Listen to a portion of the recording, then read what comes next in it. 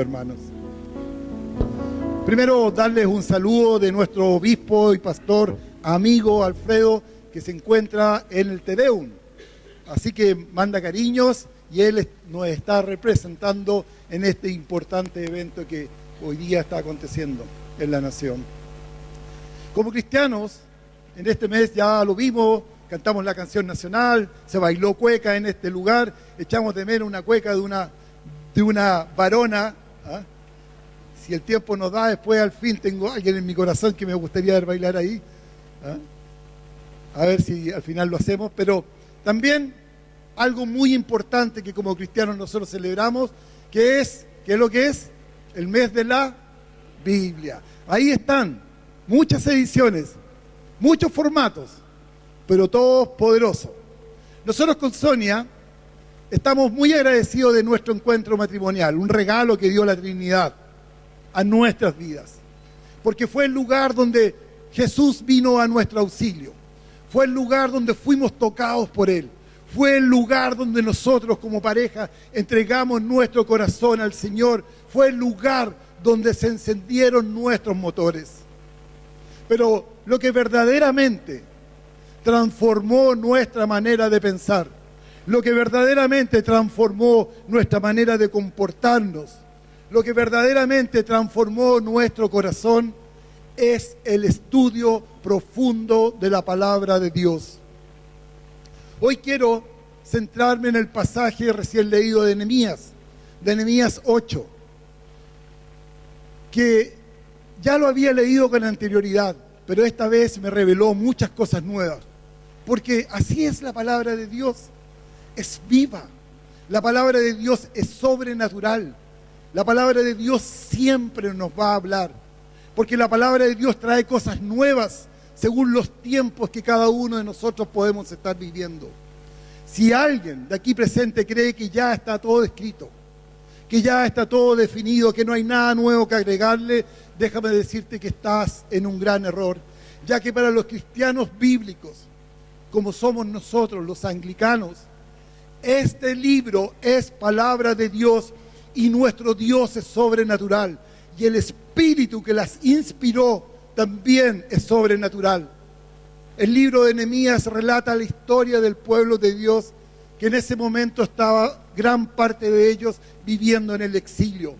Había unos pocos que estaban en Jerusalén y otros en sus alrededores, pero lo estaban haciendo con gran sufrimiento, porque no estaban cumpliendo el propósito por el cual habían sido llamados. Entonces Dios levantó un hombre que partió y unió a este pueblo para reconstruir los muros de Jerusalén, porque una ciudad en esos tiempos sin muro no podía vivir porque estaban ahí a despensa de los enemigos. Lo logró en forma sobrenatural. Primero que nada, movió el corazón del rey Artajerjes, un rey que era un verdadero tirano, quien le proporcionó todo lo que él necesitaba para la reconstrucción, y no solo eso, sino que le dio mucho más de lo que él también pedía. Además, había una gran oposición interna y externa, porque muchas veces cuando se inician obras, se levantan aquellos que se oponen internamente, que están aquí dentro de la iglesia. Pero sin embargo, este hombre en forma sobrenatural, con este pueblo, logró levantar los muros de Jerusalén tan solo en 52 días. ¿Y saben por qué lo logró? Porque contaba con el favor y con la ayuda de nuestro Dios. Me encantó este pasaje porque vemos cómo puede llegar un verdadero terremoto espiritual a un lugar. Nos muestra claramente un verdadero avivamiento. ¿Y cuándo ocurre un avivamiento? ¿Qué pasa? Se provoca un despertar en el corazón por las cosas de Dios. Y eso es lo que nosotros anhelamos. Por eso nos estamos juntando cada miércoles aquí, ya cada vez somos más, porque estamos pidiendo que haya un verdadero despertar. Sabemos que hay pasión aquí, pero sabemos que Dios nos tiene preparado algo mucho más grande. Tiene preparado la Trinidad para algo mucho más poderoso. Una nueva pasión por la que Dios nos dará en medio de nosotros. Una pasión para que Él se manifieste en medio de su pueblo. Es buscar un proceso de conversión espiritual y que viene solo en forma sobrenatural por parte de Dios. Levantaba ya los muros y colocaba ya las puertas. Se comenzó la obra de repatriar a las familias que habían sido llevadas cautivas por el rey Nabucodonosor y que se encontraban en ese minuto en el exilio. Ahora la misión era unirlos a todos, nuevamente, restaurar el llamado que tenían de mostrarle al mundo al Dios verdadero, que por su desobediencia habían sido dispersados y ahora tenían la oportunidad de volver a empezar, de ser aquel pueblo para el cual habían sido llamados. Un pueblo victorioso, un pueblo poderoso, un pueblo que fuera de victoria en victoria, un pueblo que con Dios al fin podrían alcanzar descanso y reposo. Ese era el propósito de este pueblo. Entonces nos encontramos con este maravilloso capítulo donde este gobernador, Nehemías, levantado por Dios junto al sacerdote Esdras y otros colaboradores, como el Pietro, por ejemplo, y otros más, abrieron las Escrituras. Abrieron este poderoso y maravilloso libro. Como pueblo tenían el deber de impactar a las naciones. Tenían el deber de ser portadores, de ser el pueblo de Dios. Y la palabra nos muestra que todos los que impactaron naciones, todos los que impactaron reinos, que impactaron gentes, todos tuvieron un encuentro sobrenatural con Dios. Y eso es lo que se buscaba, que este pueblo, que esta gente tuviera un reencuentro con su Dios. Y miren lo que hicieron. Repasemos los versículos. Del 1 al 2 dice, lo primero es que convocaron a la gente sin excepción. Entonces, todo el pueblo, dice, estaba como un solo hombre. Es decir, había unidad para convocar la presencia de Dios en ese lugar. Había un propósito, había orden. Cuán importante es que haya orden cuando se imparte la palabra de Dios. Dice que se reunió en la plaza que está frente a la puerta del agua. Es decir, ellos buscaron un lugar apropiado, ellos buscaron un lugar determinado como este para que la gente se juntara. El verso 2 dice, nos relata que el sacerdote entonces abrió las Escrituras y se las presentó a los que podían comprender la lectura. Aquellos que estaban capacitados para entender lo que ahí se iba a impartir. Y aquí estaba ocurriendo algo muy grande. Este pueblo había pasado 70 años en el exilio. Otros habían quedado en la pobreza, habían quedado en las ruinas, tristes y desanimados. Eran el hazmerreír de los pueblos que estaban alrededor. Pero ahora estaban pronto a descubrir las verdades de Dios, la identidad que ellos tenían.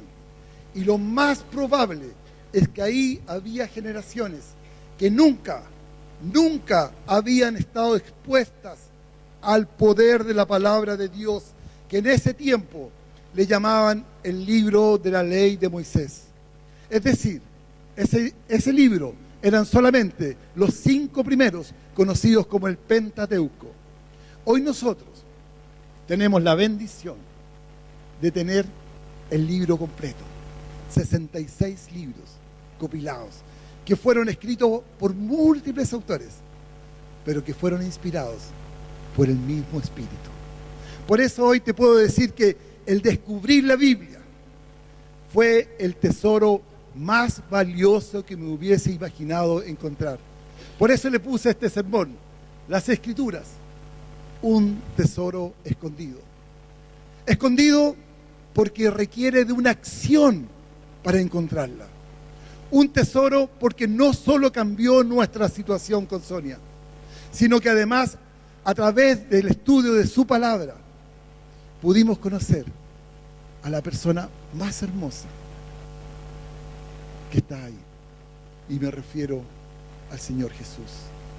¿Sabían ustedes que la Biblia es el libro más vendido en el mundo? ¿Lo sabían?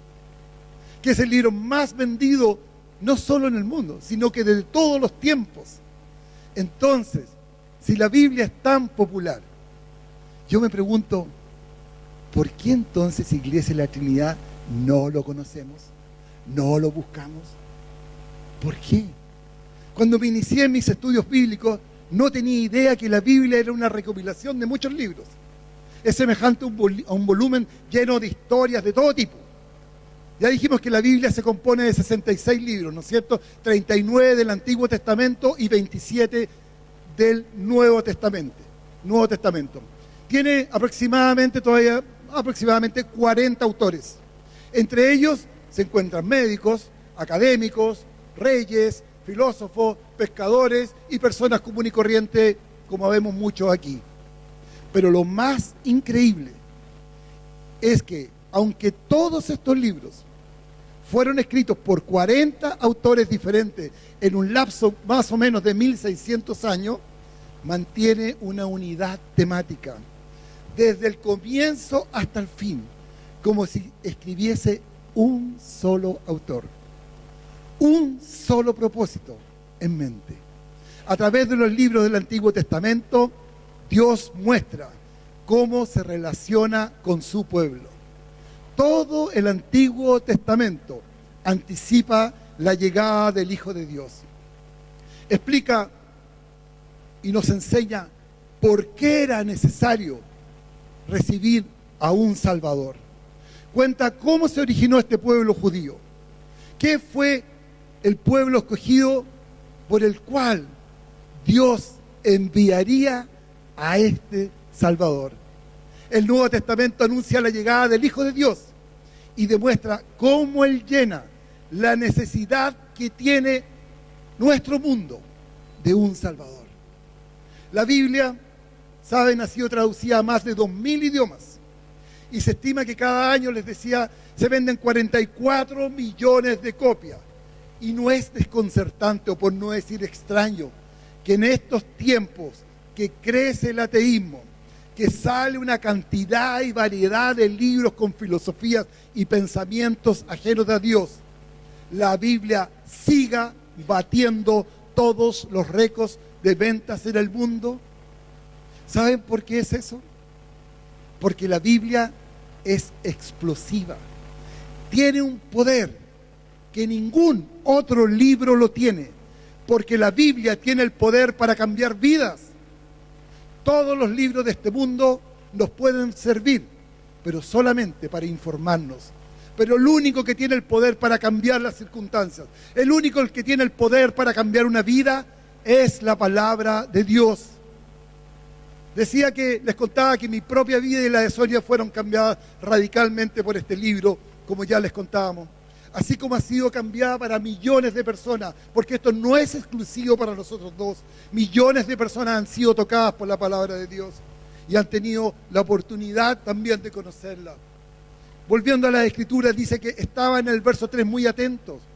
Es importante que cuando se imparte la palabra de Dios haya reverencia, no hayan distracciones. No deben haber distracciones, debemos estar enfocados en lo que Dios ha preparado para cada uno de nosotros y que se viene a impartir cada domingo. Estaban, dice, en un lugar estratégico cuando se abrió la palabra. Y por eso cuando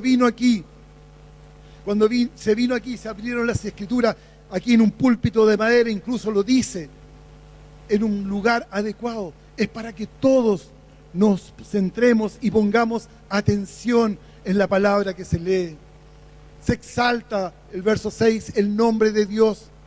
Debe haber reverencia, porque es importante la adoración, la alabanza. Es la introducción o la que a contar de ese momento va a empezar a ocurrir en este lugar.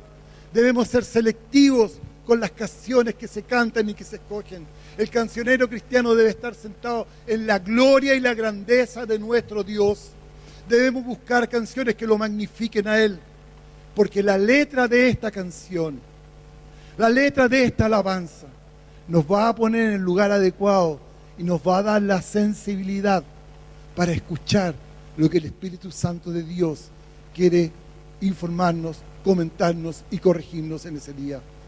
Los versos 7 y 8 vemos cómo los sacerdotes le explican la palabra. Seguramente la explican en forma fácil y didáctica. Seguramente lo hacían disfrutándola, con aplicaciones, de manera simple. Cuán importante es profundizar en su palabra. Nunca debemos estar contentos con el actual conocimiento que tenemos de ella. El Evangelio es la verdad que inunda la vida, transforma tu vida y cambia las circunstancias.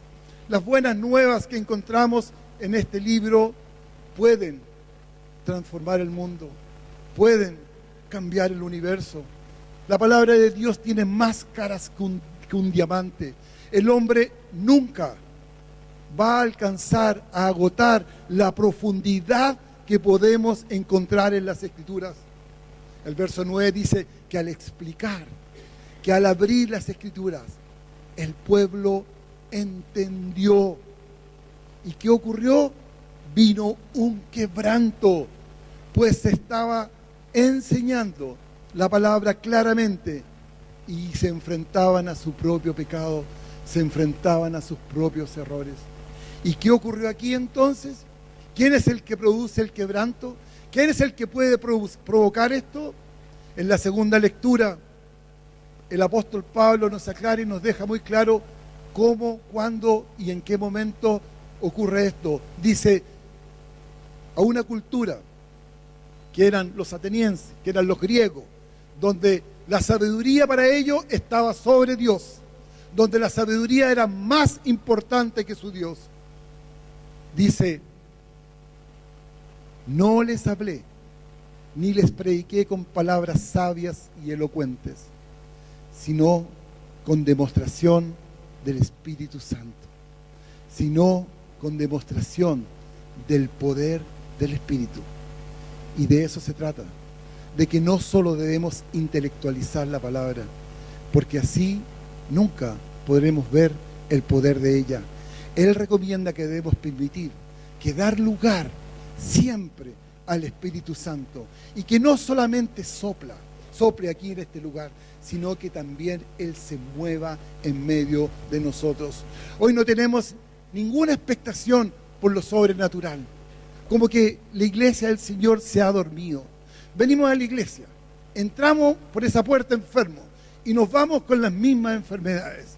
Llegamos cargados, salimos cargados.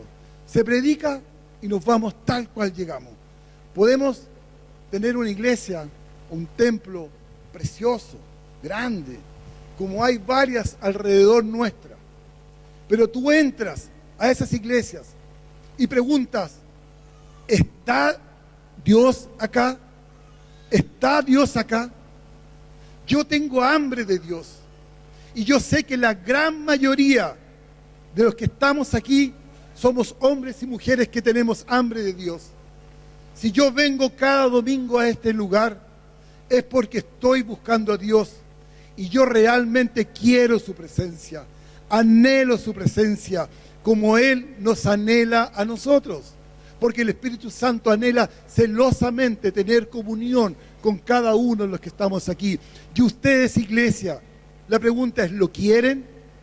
¿Lo quieren? Yo al menos no quiero sustituto. Al menos no vengo los domingos a buscar entretenciones.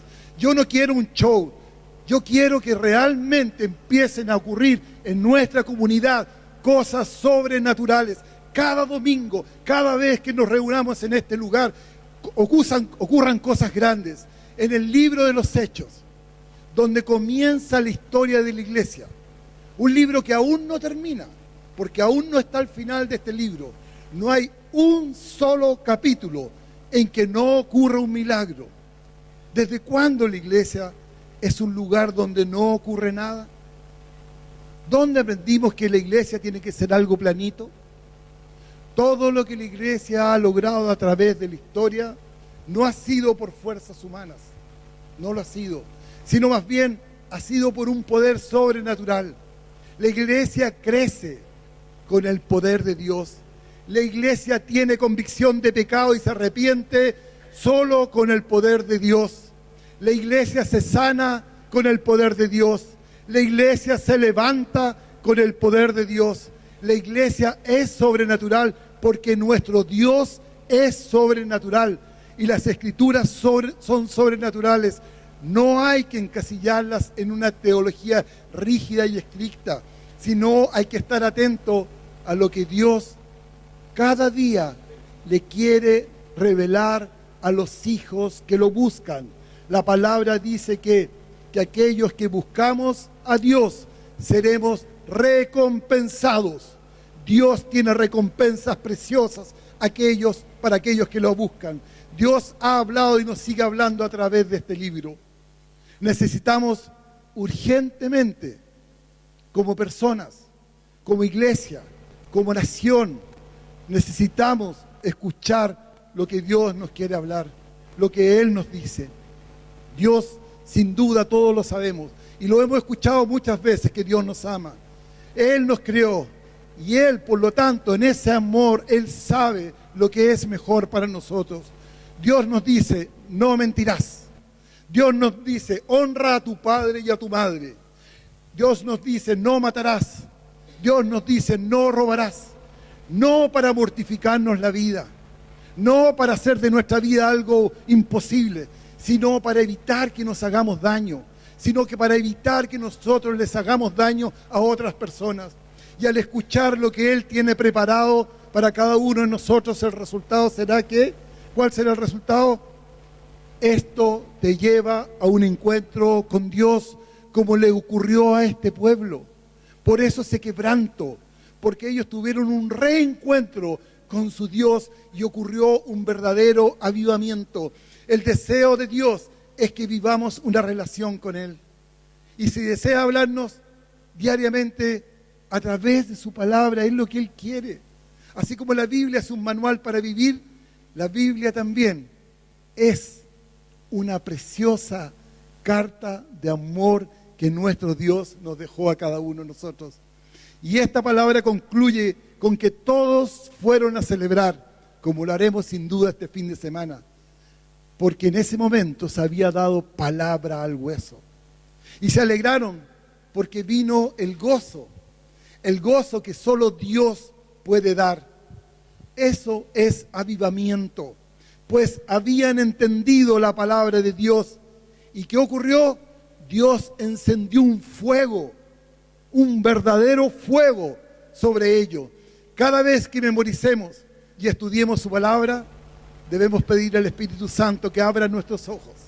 Debemos pedirle al Espíritu Santo que abra nuestro entendimiento para que entendamos la palabra. Él está pronto y desea y anhela y quiere revelarnos los tesoros que están aquí para los hijos que lo buscan. Pero debemos, primero que nada, buscarlo de una manera activa. Activa. Hay tantas necesidades en el mundo de hoy que te puede hacer llevar a buscar soluciones en cualquier parte, buscar soluciones en cualquier cosa, buscar soluciones en cualquier libro. Pero por eso es vital conocer la palabra de Dios, porque saben, en el mundo hay muchas voces, pero a través del estudio de la palabra vas a escuchar la voz más dulce que jamás puedas imaginar. Me encanta cuando leo la Escritura y dice, en la palabra de Dios se deleita. En la palabra de Dios hay deleite. Y clamo hoy, al igual que para mí, la palabra de Dios sea un tesoro para ti y para mí. Algo tan valioso que podamos descubrir y que pueda tornarse en un verdadero deleite para todos los que estamos aquí presentes y escuchando.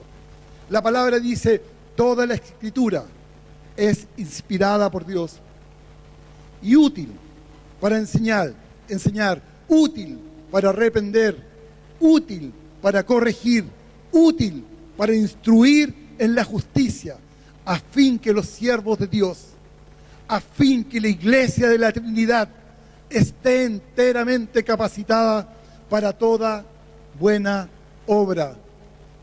Lo que el escritor aquí está diciendo en estos versículos es que toda la Biblia completa es exhalada, es respirada por Dios. Es decir, Dios está revelándose a sí mismo. Él nos está invitando por medio de ella a que lo conozcamos. Es como que Dios dijera, conózcanme quién soy yo, conózcanme, aquí estoy. Dios intervino de manera sobrenatural a través del Espíritu Santo sobre estos 40 autores. Dios movió sus corazones, Dios movió su memoria, su voluntad, de tal manera que ellos pasasen y escribiesen solo y todo lo que Dios quería que ellos dijesen, haciendo que cada uno al mismo tiempo echase en mano de la formación y de la información que ellos poseían. Por lo tanto, el estilo personal de cada uno de estos autores fue respetado por Dios. Por eso se escribió de diferentes formas. Por eso vemos que hay historia, que hay poesía, que hay profecía, que hay cartas. Es decir, la Biblia está escrita 100% por hombres, pero a la vez 100% inspirada por Dios. La Biblia también es una autoridad para nuestras vidas. Como dice el versículo, útil para enseñar. Nos enseña acerca de todas las áreas de nuestra vida. Incluso con Sonia hemos encontrado valiosos consejos para que funcione nuestro matrimonio. Y esto está abierto para todos. Nos aconseja incluso hasta para la intimidad de la pareja. Nos da consejos para educar a nuestros hijos, para administrar nuestros dineros.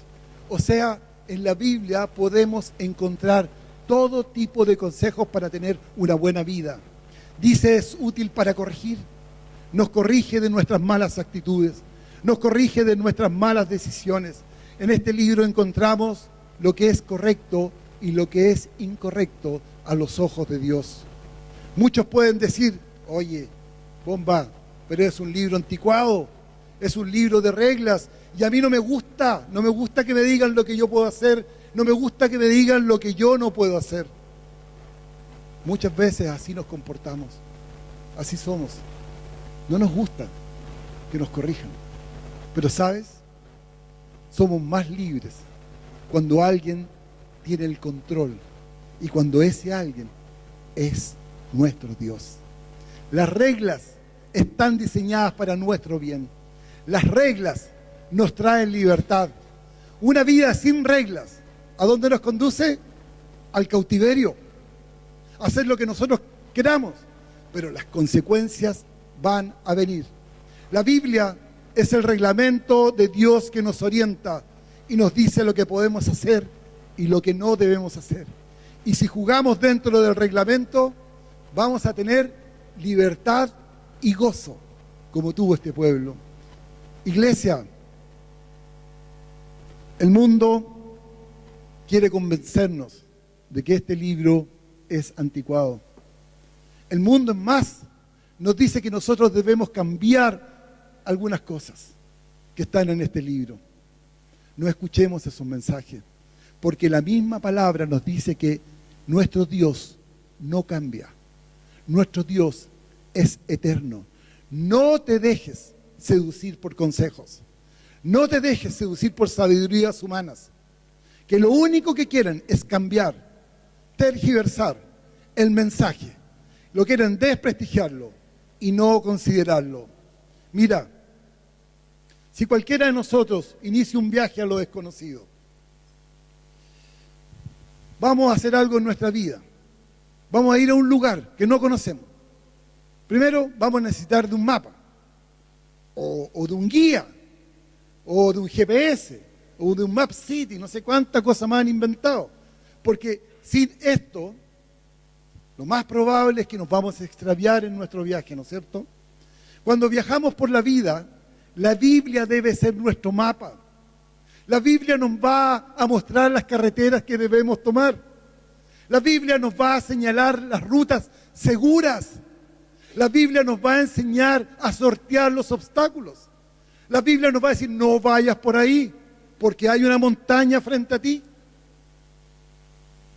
La Biblia, lo más importante, es que nos va a mostrar claramente nuestro destino final. Hoy hablamos sobre este libro. Estamos celebrando el mes de la Biblia. Vimos que la Biblia no es solo un libro de reglas como el mundo dice que es, sino que es un libro sobrenatural. Es un libro que yo anhelo con todo mi corazón, que todos los que estamos aquí presentes y los que escucharán esto, tengan el deseo de descubrir esos valiosos tesoros, a esos valiosos tesoros y todas las riquezas que Dios tiene para cada uno de nosotros. La Biblia principalmente es una historia, es un bello relato, es una historia de aventura en cuanto a un hombre, en cuanto a un Salvador, que Él vino de muy lejos a recuperar lo que Él había perdido. Él vino a recuperar su tesoro perdido. La Biblia es una historia de amor acerca de un precioso y valioso príncipe, que Él deja todo, se despoja de todo para rescatar lo que Él ama, porque Él nos ama. Y lo mejor de esta historia es que es una historia real. Sabemos que hay muchos libros en la Biblia, pero todos y cada uno de estos libros cuentan una historia de cómo Dios ama a sus hijos y cómo Dios, y de un plan perfecto para rescatarlos. Lleva toda la Biblia contar esta historia, y en el centro un bello nombre. En el centro un nombre, el nombre más precioso que nuestros oídos pueden escuchar o nuestra boca puede pronunciar: el nombre de Jesús. Jesús, Jesús, Jesús. Toda historia de la Biblia dice su dulce nombre. ¿Y saben qué? Él está aquí, porque Él así lo prometió. Iglesia de la Trinidad, ¿cuál será nuestra respuesta? ¿Descubriremos este tesoro? Y que no sea más, como lo fue para nosotros, un tesoro escondido. Ahí está Él, queriéndonos revelar en este libro maravillosas joyas, verdaderos diamantes para cada uno de nosotros. Pero se requiere de una actitud, se requiere de que nosotros hagamos algo, buscarlo con todo nuestro corazón. Y el Señor dice que aquellos que lo buscan serán galardonados, seremos recompensados. De nosotros depende encontrar el tesoro. Él está ahí esperando para regalarnos a cada uno esas joyas preciosas. Amén, amén. Gracias, Señor, te damos por tu palabra.